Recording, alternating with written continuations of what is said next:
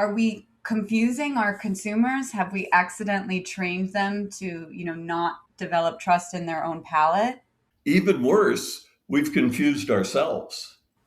We are so rigid in enforcing what we think, what we're told, what we've learned, what we educate others about. And so if you take the sensory model, there's a scientific end of it where you create a panel, you have to determine who's on the panel and who's not through sensory discrimination testing, which very interestingly means certain people with certain sensory capacities, either sensitivities or blind spots, actually get kicked off the panel, even though they represent possibly the majority of consumers. So all of a sudden, now your panel is not representative of the market. And then we wonder, what's the problem?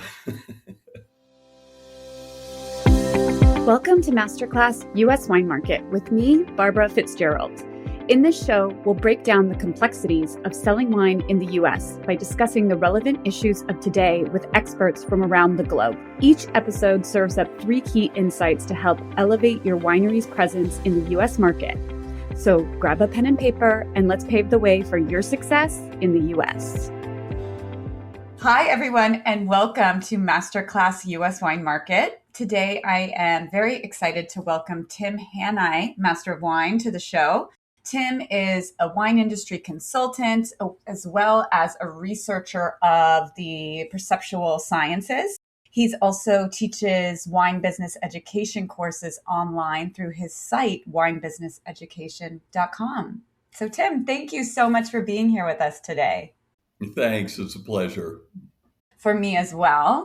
And before we dive into our talk today, can you tell us a little bit more, Tim, about your background and how you came to work in the wine business?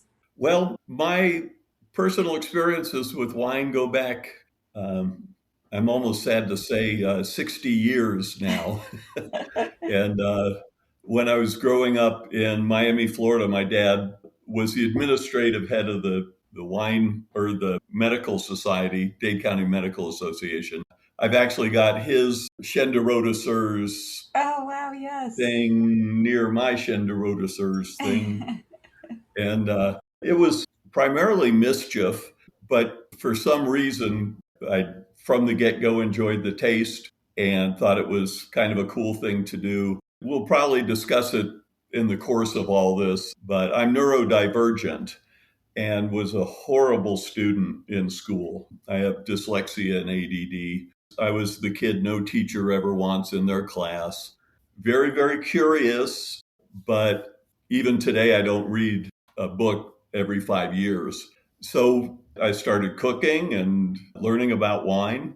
Then through high school, I found it was a great social tool that we'd go out and do these dinners at the beach and grilled duck and open Beaujolais and Wow. that kind of stuff. Yeah, Sounds lovely. it was. It worked great. I turned it into a lifestyle and career. And back in the mid 60s, wine was relatively inexpensive. And so I found that if I ordered a 2-syllable French word or French wine that I could muddle out, that no one would ask me for ID. So now it was like, oh, this is even better. So I went to the University of South Florida in Tampa and dropped out of college to begin my culinary career. My passion was in wine. I wanted to be in the wine business, but I was told, you're too young to drink. Haha. So I worked 10 years as a professional chef. I started at Burns Steakhouse in Tampa, the great wine destination, largest wine list in the world. Went back to Miami and did my pastry apprenticeship and worked my way up to becoming an executive chef. And then in 1979, I was living in Atlanta and found a job as a wine buyer for a group of stores that were gourmet groceries and had a great, great wine selection and the very elegant name Happy Herman's.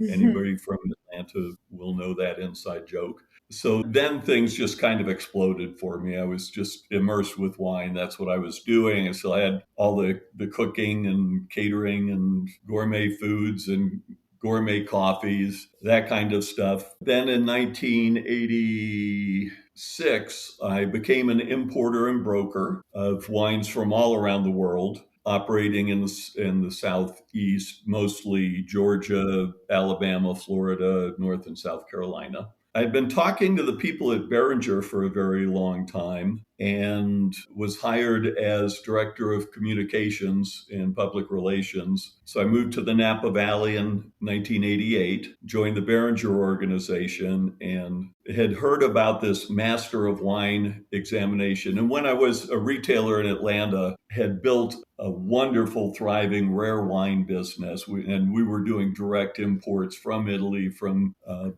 France and Spain, and bringing in new California wineries because that was kind of just developing as an option. So I went over to London. I was accepted into the program and was one of the first handful of Americans to sit the examination in 1989, and was one of the most epic failures in the history of the exam in 1989. And then a curious thing happened that's kind of relevant to this conversation.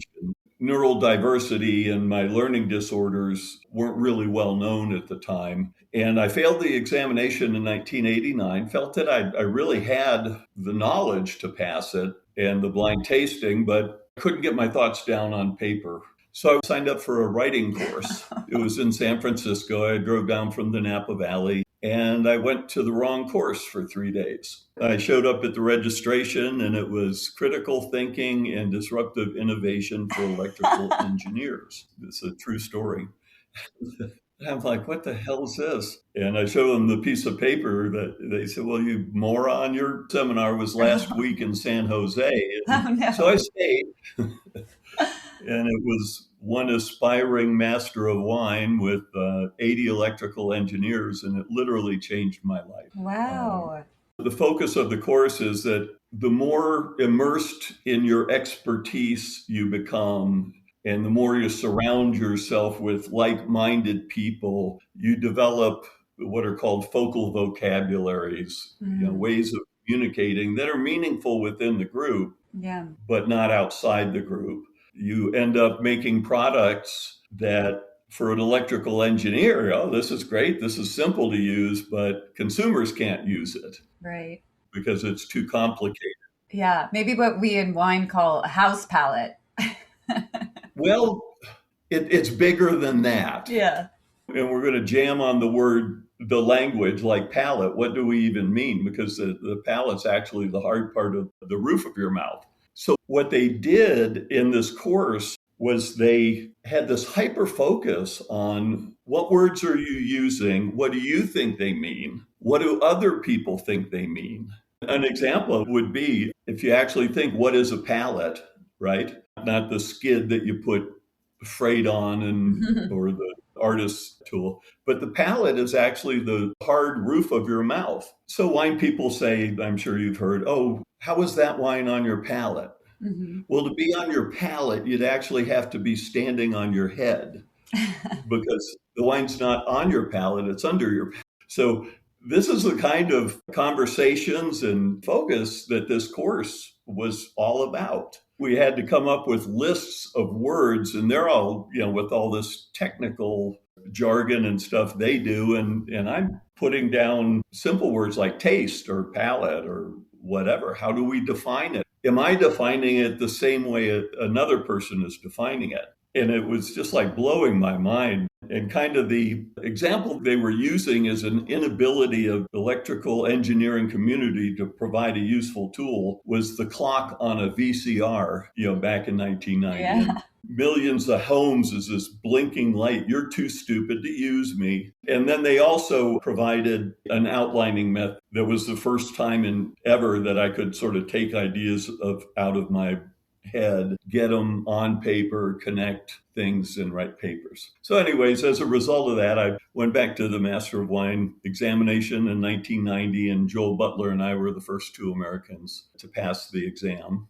Amazing. I love this roundabout way back to, somebody who also I kind of grew up in the wine industry. I feel so inspired by being able to learn from people in other industries just because the world is vast.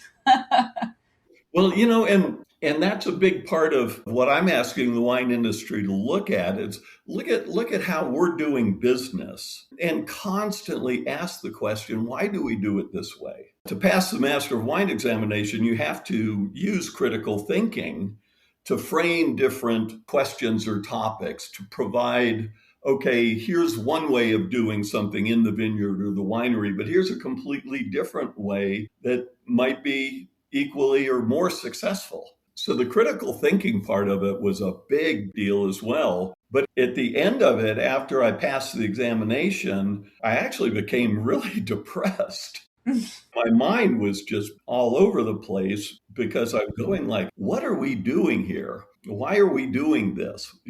As we'll get into, I was the guru of wine and food pairing, proclaimed by Jancis Robinson and the Wine Spectator and all this. But I was having a crisis, a cognitive dissonance that something's really wrong here. What we're saying actually isn't the truth. What we're doing that we think is helping the industry is actually hurting the industry. And it's all built on a bunch of false correlations and pseudoscience and misrepresentations of history. Anyways, at Behringer, I became director of international business development, just loved that. And in 1999, I left to kind of take the entrepreneurial direction. But what happened in 1990 after the seminar with the electrical engineers, after passing the Master of Wine examination, I decided that I was going to henceforth ask the questions, present evidence, and do research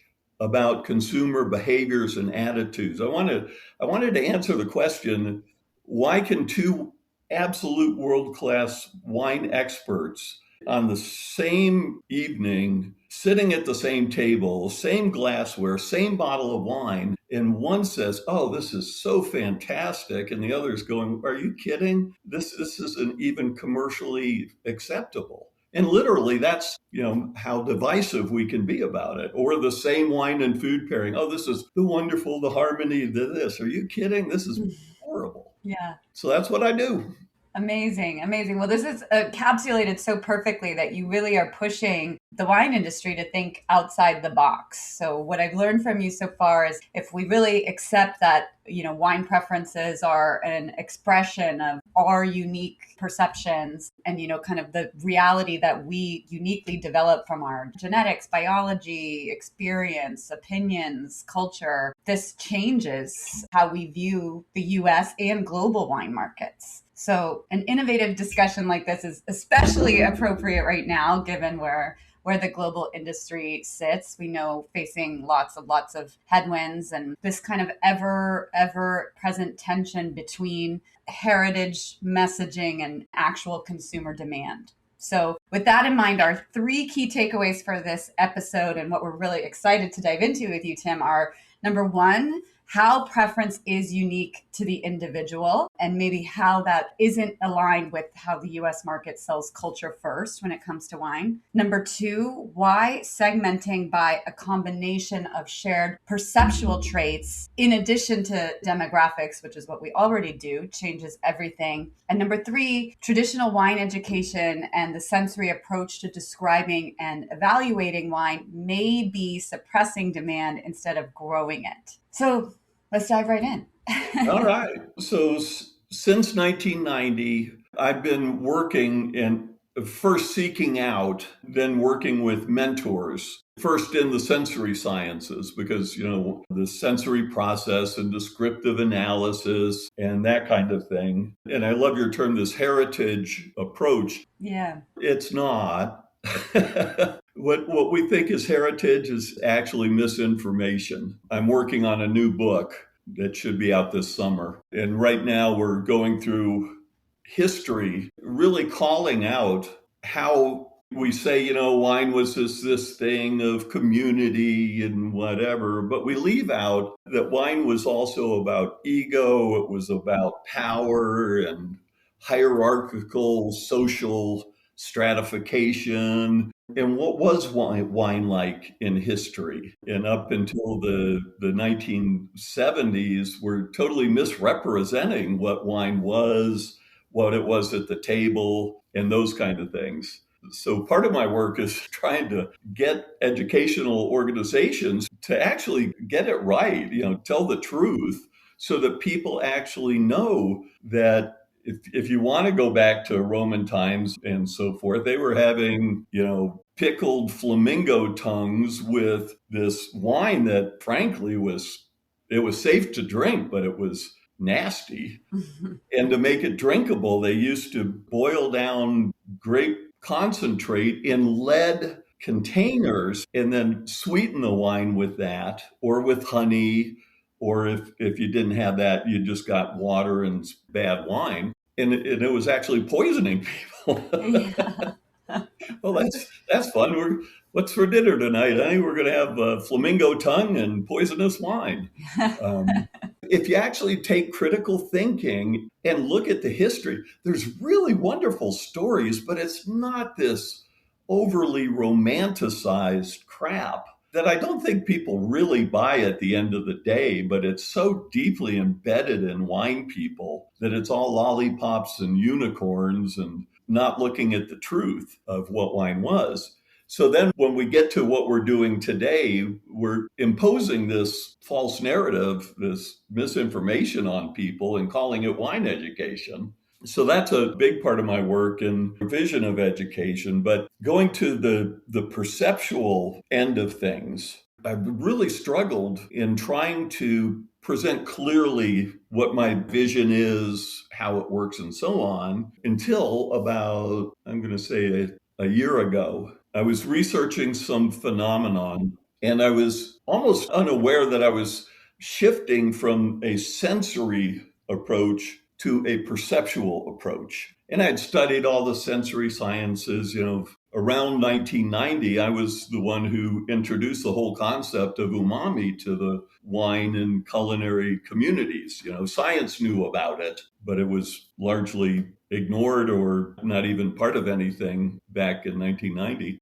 So it happened to me about a year ago. I came across the work of a guy named Howard Moskowitz.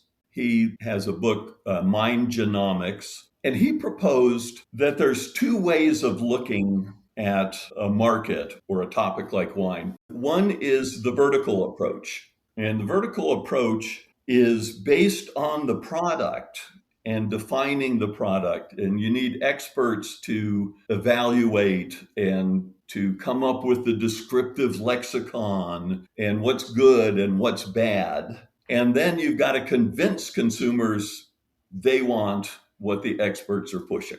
So that's the vertical model, and we call that the wine vortex. The horizontal model is actually getting out of this vertical product-based focus and then looking at this incredible, vast quilt work of human beings. Mm-hmm. And then having the research, having the communications, having the ability to go out and say, what do you want? What do you like? And then understand the sciences of why they like what they like. So, I was going to ask, you're really trying to look at the biological, neurological root of why people like what they like. But, if we've kind of really developed the market in this vertical approach, are we confusing our consumers? Have we accidentally trained them to, not develop trust in their own palate? Even worse, we've confused ourselves. We are so rigid in enforcing what we think, what we're told, what we've learned, what we educate others about. And so if you take the sensory model, there's a scientific end of it where you create a panel, you have to determine who's on the panel and who's not through sensory discrimination testing, which very interestingly means certain people with certain sensory capacities, either sensitivities or blind spots, actually get kicked off the panel, even though they represent possibly the majority of consumers. So all of a sudden, now your panel is not representative of the market. Then you have to train the panel on the process and the describing, the descriptive lexicon. You've seen the wine aroma wheel and those kind of things, right? The creator of the wine aroma wheel hates my guts. And then the panel now been completely biased It's eliminated people who represent many people, maybe even most people in the consumer market. And then you come up with, this is what this wine is or should be and how it should be described. And you've got to force that then on the market. And then we start speaking our own language using words like palate, which nobody really uses. You put it in your mouth. But we've got to say it's on the palate. We come up with words that seem to defy definition, even though they're really simple words like terroir. Terroir is just a train wreck. And then in this vertical model, you either get sucked into this vortex because something occurred and you want to learn more about wine and you want to walk the walk and talk the talk. And the deeper that you get sucked into the vortex, actually, the more conformity, the more rigid the structure becomes, the more demanding that you have to do it a certain way, that these are good wines, these are bad wines, and this is the mess that we've created. So in the vortex is all this chaos and language requirements and values. And then we go out into the market and say, oh, you should have this wine with this food. I'm not even going to talk about what you like. And if you tell me what you like, I'll probably make fun of you because that's what I was taught to do. So it's just this horrible construct that we created. And now that we're stuck in the vortex, we don't know how to get out of it. We don't know how to reach new generations. We don't know how to talk and build trust. So the net result of the vortex is a complete disenfranchisement of the vast majority of consumers, a total lack of understanding of history and traditions and so forth, this crazy set of values that you either conform to or you're out. And then we wonder, what's the problem?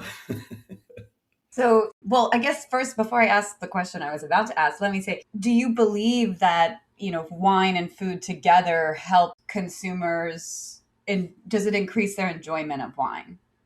Not necessarily at all. And again, it's really hard doing things this way because unless you actually step out of your head, which is really hard to do. So the perceptual system, just to let you know, consists of your genetics and the physiological aspects of your sensory system. What taste buds, how many, what kind, your olfactory receptors, your retronasal capacities, your sensitivities to tactile or trigeminal stimulations, hearing, and so forth, right? You and I are both wearing glasses to correct something that's probably genetic. And so if we take them off, we're seeing things differently. And you can't say, here, see things my way, put on my glasses. That's not going to have me see what you see. If you're colorblind, you lack certain receptors for certain wavelengths. So the foundation of perception is our sensory sensitivities and blind spots and so forth. And we know we're all different. Yeah. So the second part of the perceptual system is then the conversion of energy and then transmitting that. And so that's neurotransmitters. And neural pathways can be conditioned to positive or negative responses over time. So we've got this, it's an acquired taste, or your palate changes over time, blah, blah, blah. Well, what's really happening is due to certain aspirations we might have or experiences that give us a reward over time, we can take something that we don't like intuitively and learn to like it. We're not really learning to like it. We're positively conditioning the connection between this bitter, horrible coffee. We don't want Timmy to have any because it's too much of a pain in the ass. Wake up and smell the coffee and this and that. So our acquiring and disposing of tastes is a fairly slow process of neural pathway conditioning. Then the next part of things is brain plasticity. And that's how the brain organizes, catalogs, stores memories and past experiences. It's learning, it's cultural aspects. So when we start to learn about something, or if we face what we think's an arrogant wine person, or if we're intimidated and whatever, this is part of the neuroplasticity. So it covers learning and environment and socialization and all that kind of stuff. And then the finally is the psychology, which is a more immediate response to stimulus from all of the other things. So two people may be listening to the same song, and one's getting this really, oh God, do you remember that summer right after high school and the this or that? And they're thinking all positively about it. And the other person, oh yeah, when my girlfriend left me and it was the worst period of my life, and who's right? Yeah. And so the wine industry just waxes on romantically and poetically, spreading all of our BS and doing what we do in our little vortex, protected from people on the outside, but also impenetrable by people from the outside, unless they want to conform to all this stuff that we've created that has, a very exclusive hierarchical facets. Yeah. I talk a lot, don't I? No, this is so interesting. So, we mentioned earlier that typically the way wine gets sold, markets get developed, is that we segment by demographics, age, income, geography. And you're saying that that leaves out a very important consideration, which is, how somebody perceives taste, whether it's sweetness, bitterness, alcohol, tannin. Not that tannin's a taste, but still a perception in the mind. So how do we shift, how do we reorganize the US market around these sensory profiles or incorporate them into what we're already segmenting?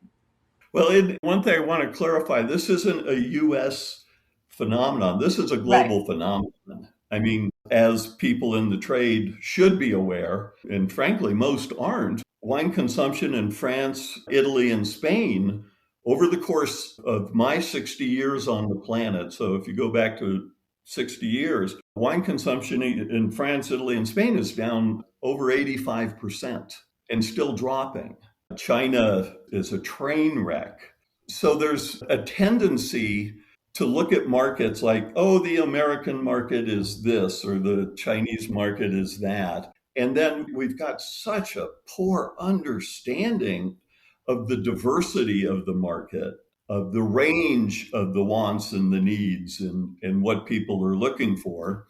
And then again, in the vortex, we're just talking to ourselves. Oh, we need more wine and food pairing, we need more education, whatever. So the way to look at US or any market, you're very familiar with the concept, oh, Americans like Coca or like sweet wines because they grew up on Coca-Cola, right? Sure, yeah. Did you know that up to about 125 years ago, French champagne, as it was drunk in France, was 30% sweeter than Coca-Cola? Wow, I didn't know that. You don't know that because that's not in the books. And did you know that in Italy, that it was absolutely okay sitting around the table with the family? Nobody was pairing wine and food. And if somebody at the table wanted to put a cube of sugar and a little water in their wine, no one would bat an eye. And look at how much of the wines were sweet. And phenomenon like vermouth and mixing, sweetening the wine either at the table or whatever. The national drink of Spain is sangria, not tempranillo. And again, nobody was pairing wine and food. It's a contemporary construct that started to form in the 1960s and now has become this absolutely ridiculous mess of metaphors and pseudoscience. So when we look at the market, in 1990, I also started work on my own. Well, I started work with a couple of industry organizations and then took it on my own, where I started to ask about preferences and behaviors and attitudes and applying sort of high levels at the time sensory science practices of what are people really drinking, what else do they like that we might be able to correlate and learn more and better serve the market. And this was published. If anybody liked, I can provide a copy of the report that we prepared, Dr. Virginia Udermolen at Cornell University and I. And then this was also in my book, Why You Like the Wines You Like, that was published in 2012. It's available on Amazon. But what we found was, wait a minute, sweet wine drinkers have always been there in France, in Italy, in Spain, in China, in the US. And this idea that only Americans like sweet wines is complete BS. Now, the other thing is that I am, because of my neurodivergency and so on, this is the book that I grew up reading, Larousse Gastronomique. And unequivocally, it says in here, when it comes to the topic of wine and food pairing in 1938, when you're serving the guest and you're serving the best dishes, then you bring out the Lafitte, the Romanée, the Côte Rôtie, and those kind of things. Or if the guest prefers the sweet wines of Sauternes and Barsac and whatever. There never was wine and food pairing in France, or there were conventions, there were service orders, but up until roughly 1960s, Chateau Yquem was fine to have with oysters, and it wasn't a dessert wine. So if we step back, it's really, really hard to do because these are things we were taught. These are etched in our psyche now. This is how it's supposed to be. We can look at the American market and say, okay, there's about 30% of Americans, Italians, even higher in Chinese, that want sweet wines. And if they're not given sweet wines, they won't drink wine.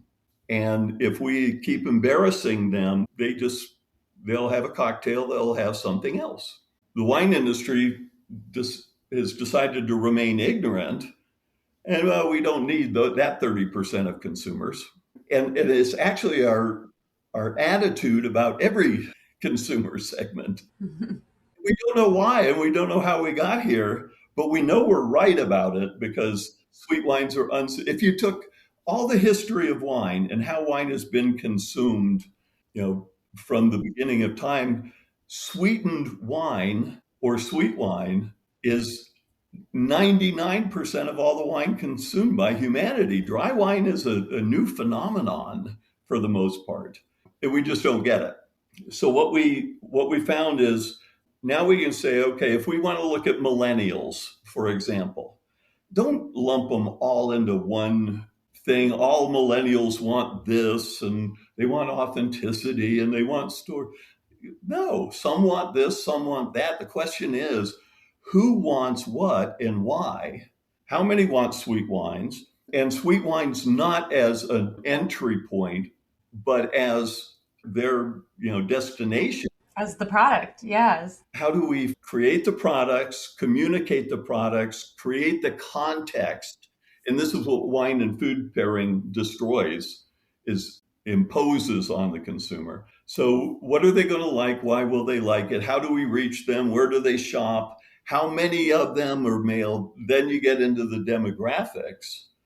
And all of a sudden you say, okay, so we've got people who love this style of wine. That's their preference. They may or may not change their preferences over time, but to market to them now, we need to understand them. We need to have the wine in the point of sale, online, in stores, in restaurants or bars, et cetera, where it's available to them, where they're going. And we need to connect with them on their terms, not on the rigidly enforced values of the wine vortex. And then all this, that changes the game. Yeah. So if I'm a mid-sized imported Italian brand, and I say mid-sized because so many of them are, but if I'm a mid-sized Italian imported brand really trying to build traction in the US, what should I do differently given, these taste perceptions and how important they are to how people interact with wine? The challenge is because there's multiple steps of getting the product, from the warehouse in Italy into an importer. It could be a distributor with an import license or whatever. So you've got to get it to a point of availability. And then you've got another series of steps and gatekeepers that you've got to sell through, even to get it to the consumer. I'm working on this. We're getting ready to completely revise and update our wine business online course about supply chain, value chain, and supply and demand. So, all of which are really germane to this conversation. So first of all, you've got to have your supply chain established, understand the costs, how you're going to get the product, where it's going to go, and those kind of things. And that's on the push side of things. On the pull side of things, what's your marketing message? What does your product represent, and to whom? And this is where breaking free of the belief system of the vortex and all the chaos, you can say, I can actually give you a product development project that I consulted on specific to this. And it meant millions and millions of cases of Italian wines sold. So in 2006, I was hired to do an ideation project for a winery client, but another winery I was working with was kind of had their ear to the ground on this also. So it was years 2006. Question was, what's the next big thing in the US? I started with, well, where are you guys on this? And there are, single vineyard Cabernets and oaky buttery Chardonnays and so on, going back 20 years. And I said, nope, it's Moscato. They said, what? I said, it's Moscato. I said, are you looking for a big opportunity, or are you looking at clawing, and fighting with all the other wineries that are going to single vineyard Cabernets and oaky buttery? They said, well, why Moscato? I said, finally, this huge segment of consumers that drink white Zinfandel are finally migrating. They're leaving the wine category after 30 years of being told they're stupid and unsophisticated and they're drinking garbage. They're finally saying enough is enough. And so in 2006, white Zin sales were finally starting to trend down. And they said, well, why Moscato? I said, number one, because people can say it. Number two, a properly made Moscato will make a white Zinfandel drinker go, wow, that's delicious. What is it? It doesn't have the stigma that had been attached for being a very light rosé. So it's a white wine. It's Italian, and Italian is really hip. It's really attractive, and there are stories to tell with it. And it represents just this huge opportunity. And the client, I won't say who they were, Sutter Home, said, well, we're already the number one producer in the US of Moscato, 150,000 cases, right? And the other company I was working with, their consumer insights and sensory people, was Gallo. So in 2006, Gallo and Sutter Home were combined about 450,000 cases of Moscato. And I did the actual product reformulation, repackaging, remessaging, and repositioning of Moscato directly for Sutter Home. And they went from 150,000 cases in 2006 to 4.5 million cases in 2014. Now, what does this have to do with a mid-size or a smaller producer?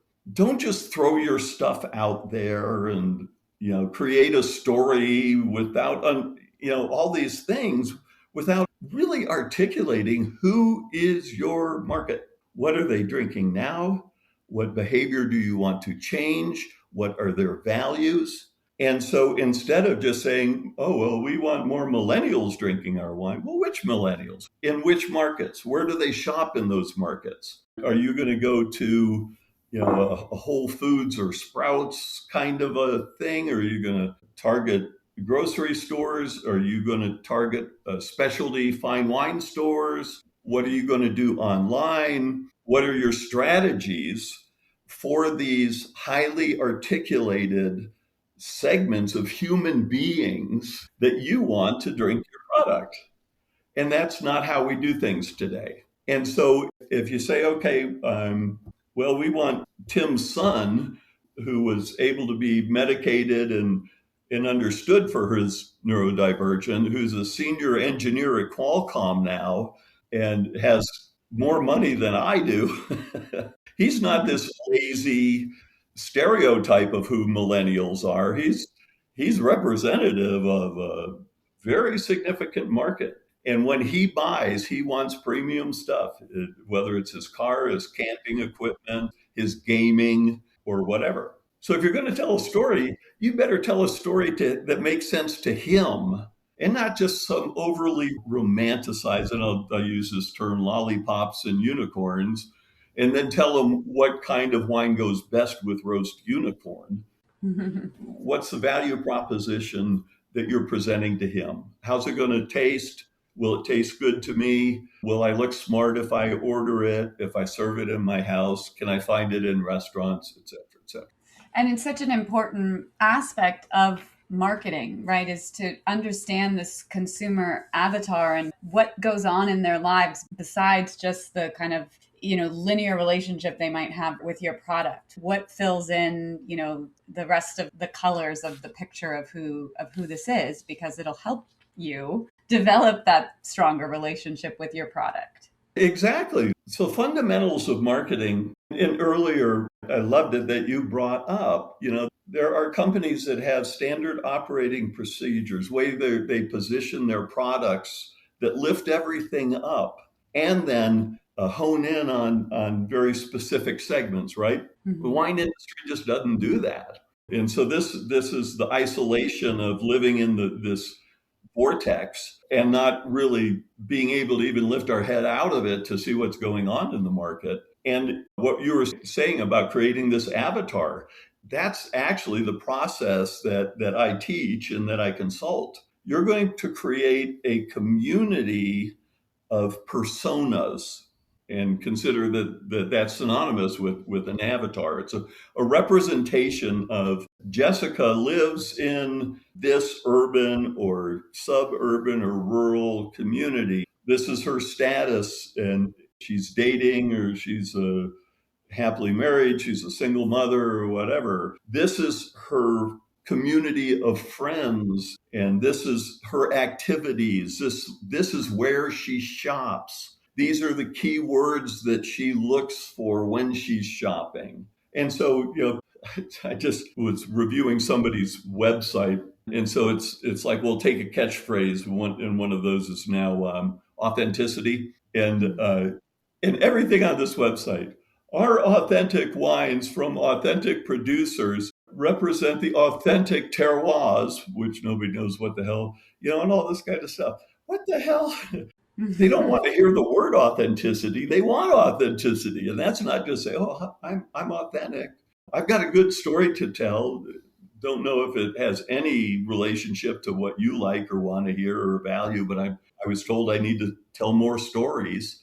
So we're just sort of rudderless, spinning around in the chaos of the vortex with no clue how to move forward. Yeah, I think that's such an important call out. Storytelling matters if the story matters to the individual. So first you have to understand who you're telling the story to, so you're not just losing them. You're actually drawing them in more deeply. And we can't do it without conversation and exploration, not stereotyping. Oh, you like sweet wines, you're out. So if you've got a sweet wine in your portfolio, and it's got to be product specifications on the market's terms, not on the vortex's term. Because the first thing that people do is they'll take a really, really good thing like Moscato and say, oh, well, a dry Moscato would be inherently better. No, it's not, because the people in the vortex don't want Moscato unless it's, some extreme, tiny area of Italy or a dry one from Alsace. But that's not what the market wants. And then you've got not all consumers want this bracing acidity. And the kind of research I do, I just found there about 11% of humans actually genetically enjoy eating a lemon, just eating Mm. it. And my son was one of these. About 22% of people can tolerate it. And then like 68% of people hate it. So Mhm. here's this idea, oh, we've got to have this wine with its mouth-watering acidity and this and that. Yes, there's a market for that, but you might want to understand you might be eliminating 68% of the market just by that, feature that most people don't like. You love it, they Yeah. don't. You're not the customer. So by doing the personification, it brings humanity back into it. It requires the conversations without inherent judgment and stereotype that is killing this industry. I like that. The personification brings the humanity back into it. And hospitality, which I don't know if we'll have time to really jam on, but wine's lost all sense of hospitality because we tell people what they're supposed to smell and what some people like this, by the way. This isn't an indictment of everything. But oh, okay, well, you really should have this wine. And you go into restaurants, we've taken all the sweet wines off because they're really not appropriate, especially in a steakhouse. And people who love Moscato love it with their steak. And as a matter of fact, people who love Moscato love their Moscato more with just about everything you could throw at them than people who are supposedly trained in wine and food, who are cynical and critical and arguing and me. Yeah. Tim, you've given us so many fascinating ways to rethink our approach to marketing and even our approach to product design. Thank you so much for that.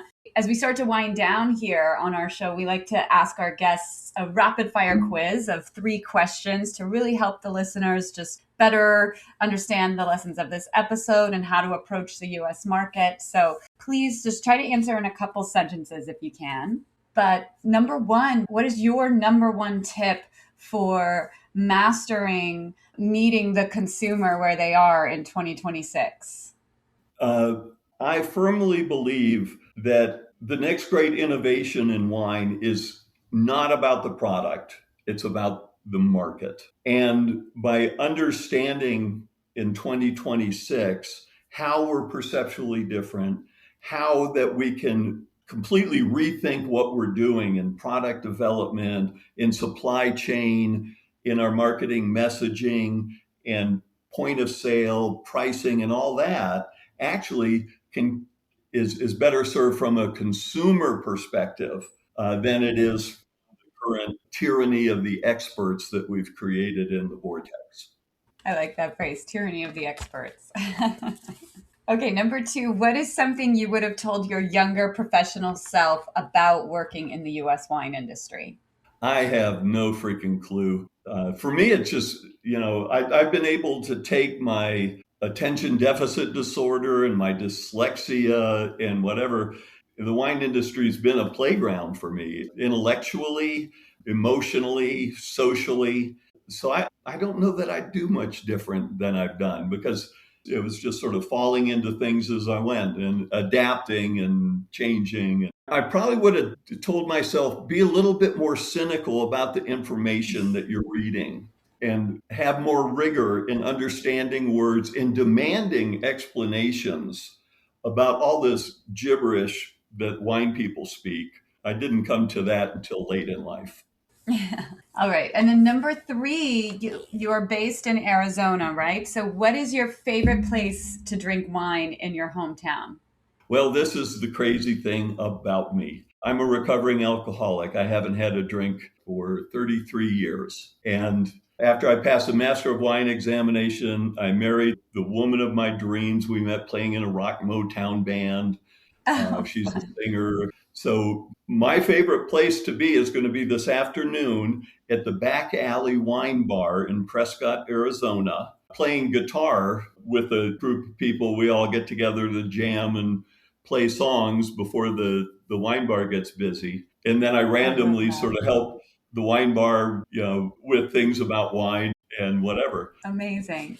Yeah. And that also, as things are looking at low alcohol, no alcohol options and whatever, that's a very important part of things. And there's so many wines that are naturally lend themselves to lower alcohol levels, or even, I spent a lot of time in the no alcohol research realm. But anyways, we really just got to rethink it, because if we say, oh, wine's a part of the table and that's how it's got to be, then we're missing out on so many other, what's my son and their friends drinking when they're gaming? That's their number one social construct. They don't eat together at the table. They mostly don't even go out anymore. So how are you going to reach them?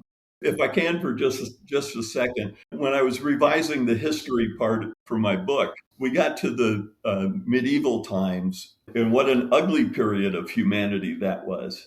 But it was dragons and castles, and it's so relatable to millennials, because this is their fantasy life that they're living in and what they're socializing around. And you look at that opportunity, right?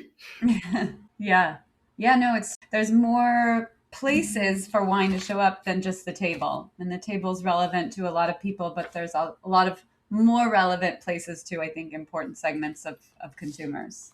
Exactly. And meet them on their terms. With wine and food, my advice, this was coined by a giant in the industry, Harvey Posert. What you mean is we should match the wine to the diner, not the dinner. And that's historically how wine and food were always served in Europe and anywhere else. And if we could bring back the humanity, we could restore hospitality. Hospitality is not telling someone what they should have, how they should describe it, what food, but it's actually rising above that, engaging, meeting the guest on their terms, not enforcing the terms of the vortex.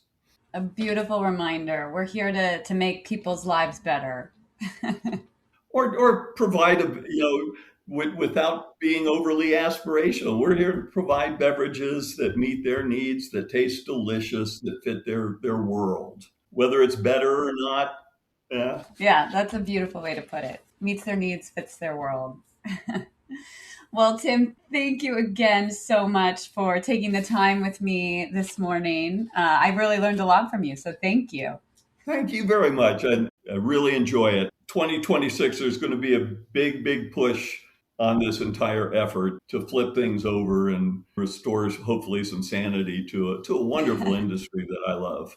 Wonderful. Well, we'll keep our eyes peeled. You said you have a book coming out this summer. We'll link all of your contact information in the show notes, and we'll look forward to hearing more. Great. Thank you so much. Thanks, Tim. Take care. And that's a wrap for this episode of Masterclass US Wine Market. Thank you so much for joining us. If you enjoyed this episode and want to stay up to date with the latest industry trends, remember to like, follow, and share our podcast. And if you find value in our conversations, please leave us a review to help others discover the show and grow our community. Stay tuned for new episodes every Monday. Until then, brindiamo il vostro successo!